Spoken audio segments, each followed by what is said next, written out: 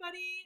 How are you doing? Thank you so much for joining me. If you are new here, thank you for clicking on this video. My name's Andrea. Thank you so much for being here. And if you are returning to my channel and you have been following my progress, thank you from the bottom of my heart. It makes me so happy whenever I get comments because I love talking about all things books. So it's a nice kind of side quest I'm on with this channel. So I love it. So thank you for being here. Oh yes, and I have my peppermint tea. I just wanted something classic. And it says, "What is a weekend?" Violet from Downton Abbey. And I'm feeling that way a little bit right now. Like, what is a weekend? It has passed me by. I'm filming this at 4:22-ish on a Sunday. So, yeah, I'm feeling the work week creep up. It's not a bad thing. It's just interesting. So if you are coming back to my channel, I'd like to thank you so much. I know I already said that, but I always want to reiterate it because there are a lot of things that are taking up our time and there's a lot of things vying for our attention. So I just really appreciate you taking the time out of your very busy day to come hang out with me. So thank you so much. And I'd like to shout out Christina. Oh my gosh. Thanks, friend. Every time I post a video, she reaches out to me and says how excited she is. And she always leaves a comment and tells me how I can, or where I can go, or what book she's reading, or how I can grow the channel, or what have you. So she's amazing. Thank you so much, Christina. I super appreciate you. Speaking of growing the channel, I wanted to ask for some opinions. I have tried to dabble with different types of videos. I really like sitting on my couch and doing this as a conversational segment, I guess, or thing. Conversational, I don't know, setup, I guess is the right word. So I really like that element of my videos, and I like that I don't edit them either. This is just me coming up with my thoughts. I did plan for some of the things I want to say today, but I also do want to just kind of see where it goes, and I think that's super fun, because that's what I have to do in my classroom all the time, is make a strategic plan and then I add things, and so that's the same thing I do here. So I hope that everybody is enjoying the setup, but I did want to ask, what videos do you all want to see? I have a couple planned out. I've been jotting down some ideas in my journal. I like to journal every day. And so I've been jotting down some ideas. I'm thinking about having a video where I get maybe 5 fall books.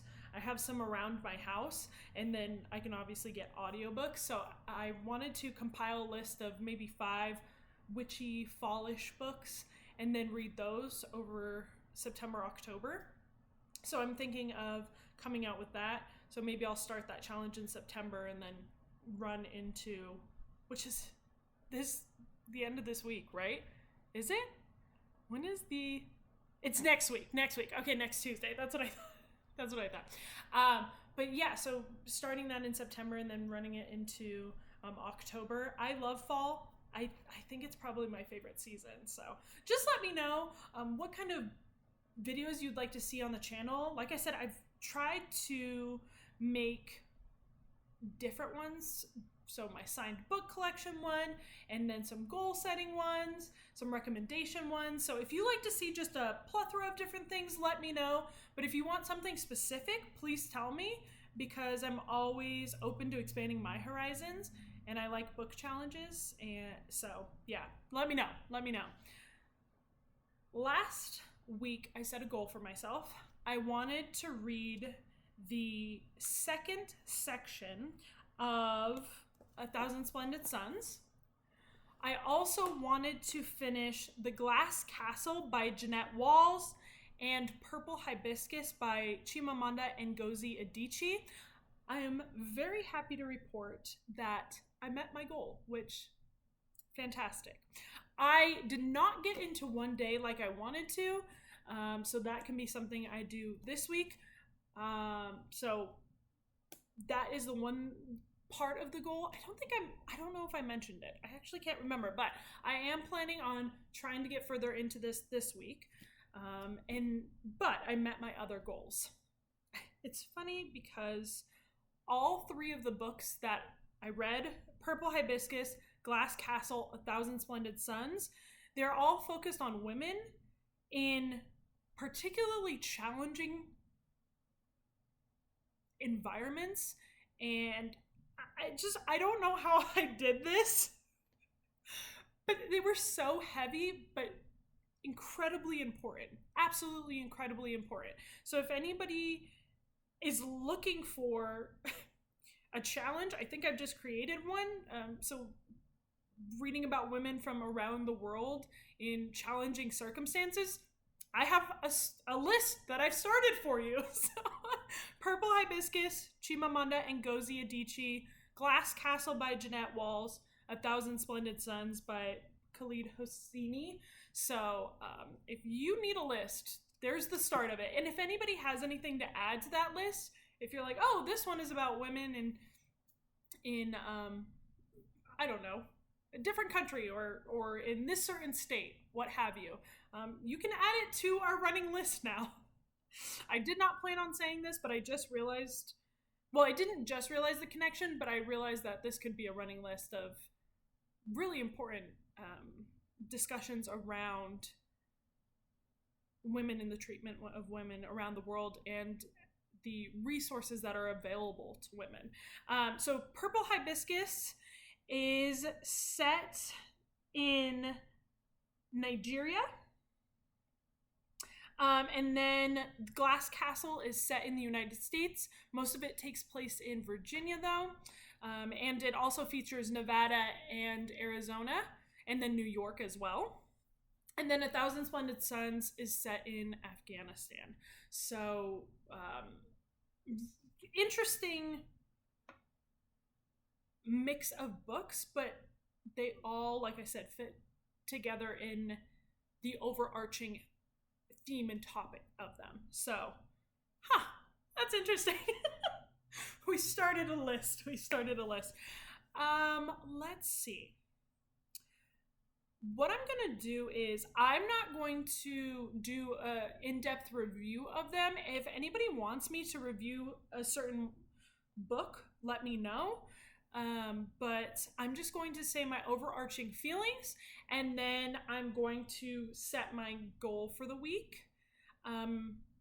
Yeah, I think that's a good trajectory for the video. So, Purple Hibiscus, I really enjoyed listening to the audiobook, and if you are not familiar with the Igbo language, I would definitely recommend listening to the audiobook, because the person who narrated it, hold on, let me get her name. I want to make sure to get her name because she was fantastic. Lisette Lacat. So she did a phenomenal job with narrating, and I like that she knows Igbo, so we get the right pronunciation for all of the words.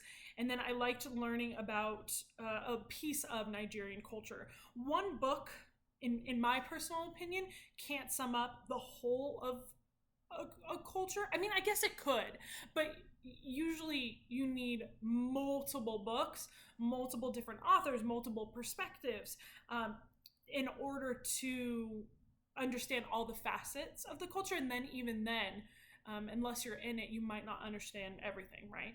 So I really liked that I was able to learn about Nigerian culture in here.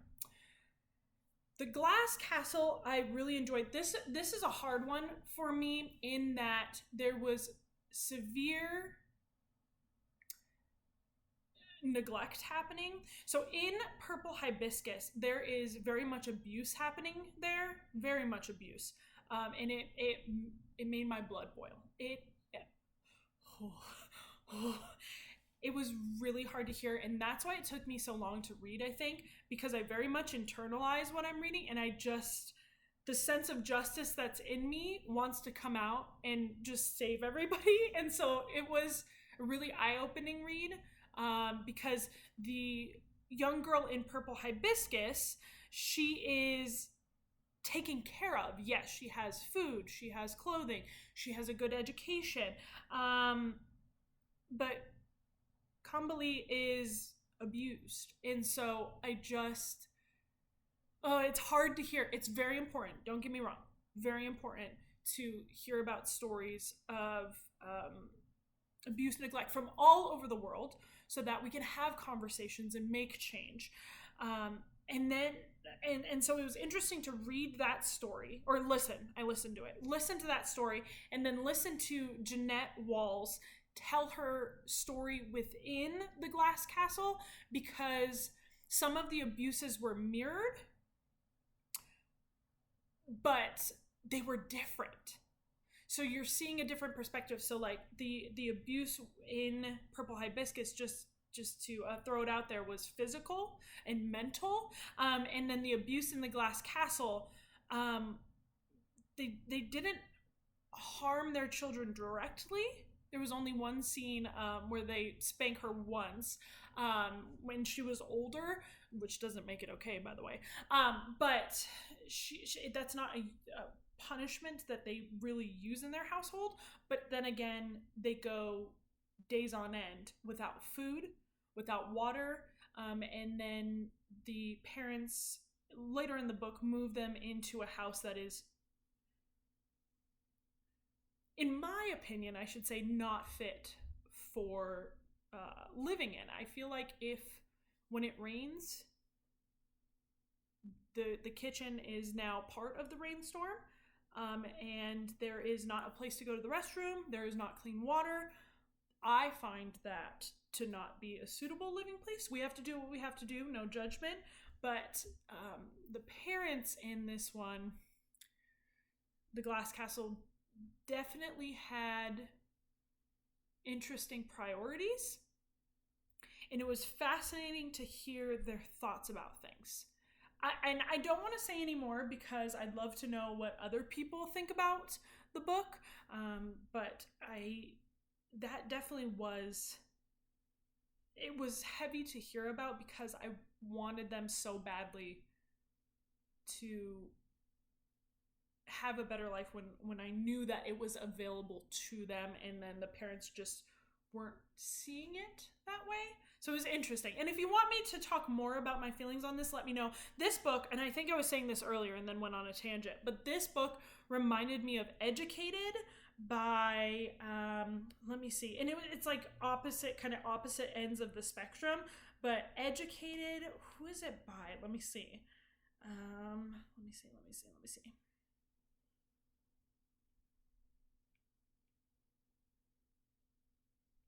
Thanks for your patience. I did not plan to mention Educated, but it clicked in my mind and I thought, I'm going to mention it.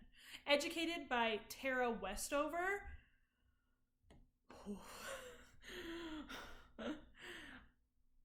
There are very similar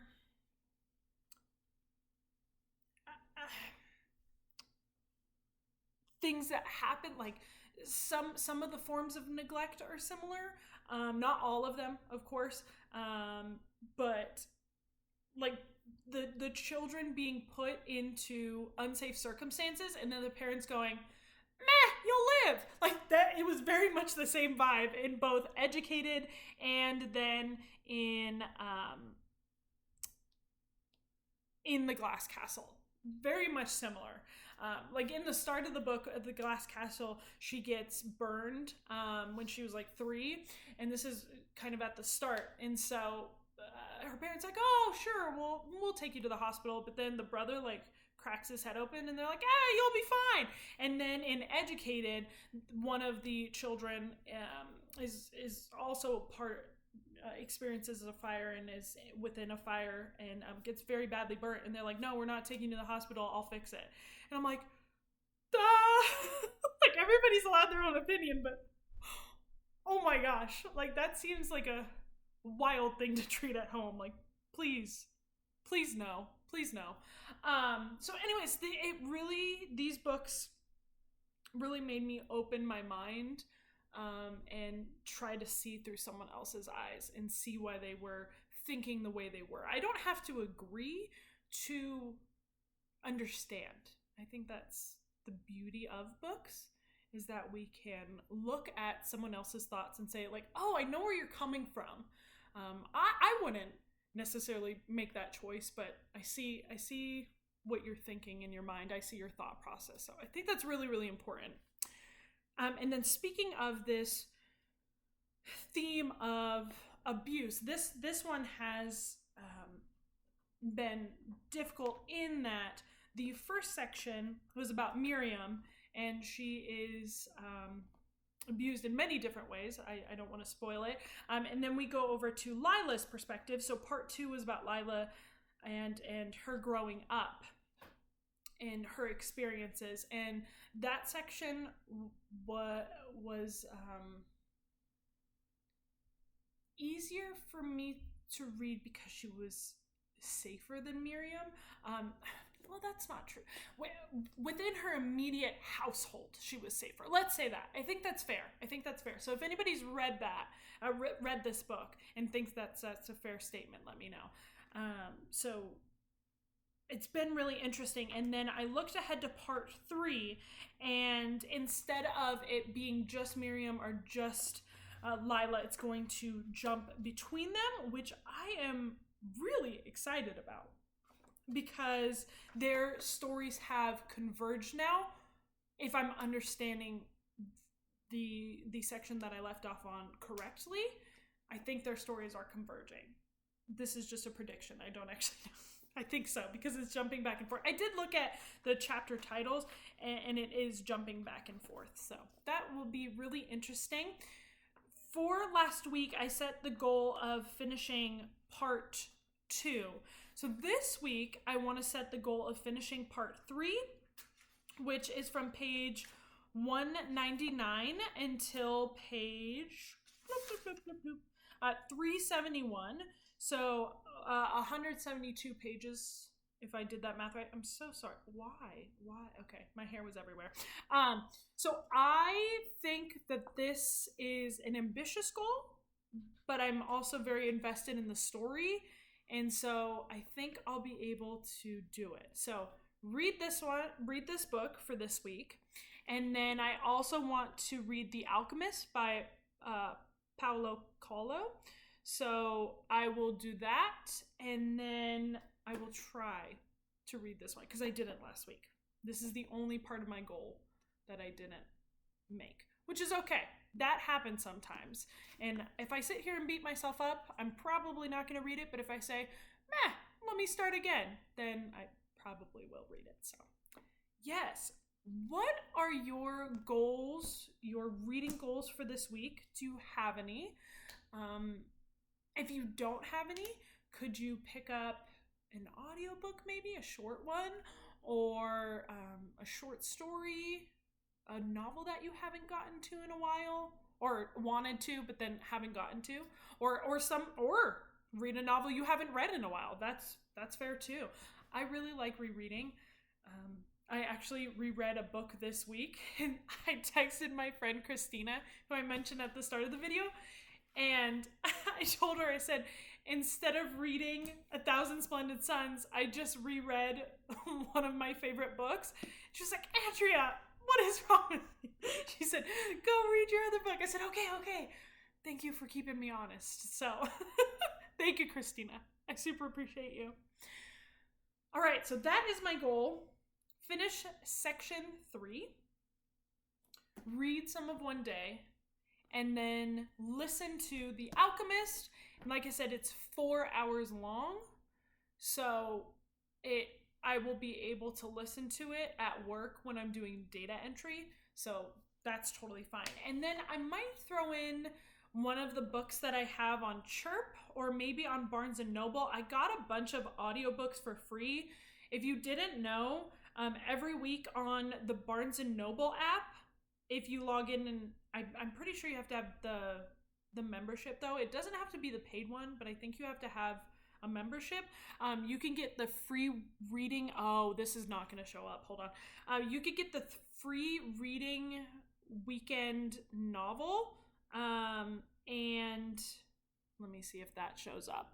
Yeah, so you could do the free weekend reading novel or the audiobook, and it's $0. And so this week, that's what free means, of course, but still, Murder Wears Mittens.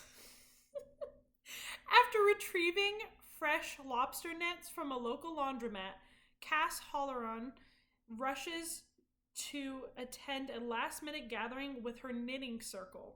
But Cass can't stop worrying about the lonely boy she saw hanging around the dryers and the school uniform he left behind in a hurry. When she and her friends return the lost clothing the next day, they find the child and his younger sister alone, seemingly abandoned by their mother.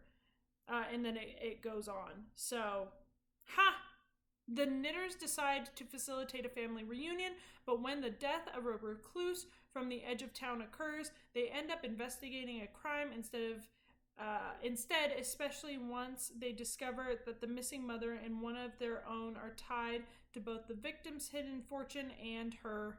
I don't think I can say the next word on YouTube, so I don't want to get in trouble. That's crazy. Anyways, sounds scandalous. So if you're looking for a free reading weekend, there you go. Yeah, so I might listen to one of the books that I've gotten for free on either. Oh, I did pay for some on Chirp. If you've never heard of it, Chirp is a good place to get audiobooks for a good deal, and they go on sale. So maybe I'll read something here, like listen to something here. So I'll just see. I'll see what happens during the week, and I will definitely report back next week. And if anybody wants me, like I said, to do a particular challenge or to read a certain book, do a review on any of the books I've mentioned, let me know. I'm always open. Thank you so much for being here today. I super appreciate you, and I will see you next week. Have a fabulous week, and if you're watching this on Sunday, a good rest of the weekend. If you're watching this during the week, I hope it's going well. So I will see you soon. Go drink some tea, everybody. What is a weekend? It's over now. It's fine. Everything's fine. All right. See you guys later. Bye.